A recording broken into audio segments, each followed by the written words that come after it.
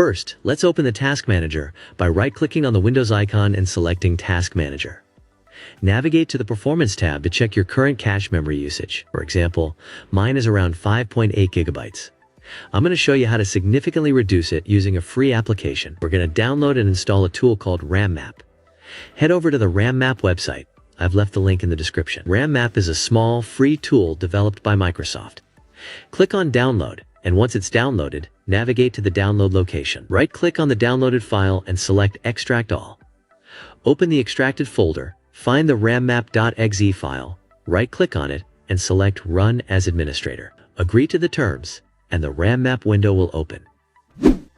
Now place the Task Manager and RAMmap windows side by side so I can show you how much cache we're going to clear. Click on Empty in the top left corner of RAMmap and select Empty Standby List. You'll immediately see the cached memory drop significantly. In my case, it dropped from 5.8 gigabytes to just 443 megabytes, which is a huge improvement. I highly recommend keeping this application on your computer. Whenever your cache gets high, simply open RAMmap, click Empty, and then select Empty Cached Items. That's it. That's all there is to it. This is the easiest and fastest way to clear RAM cache on your Windows 10 or Windows 11 device. And that's it. I hope you found the video helpful. Don't forget to hit the subscribe, like, and share buttons. If you have any questions, drop them in the comments below. As always, thanks for watching, and I'll see you in the next video.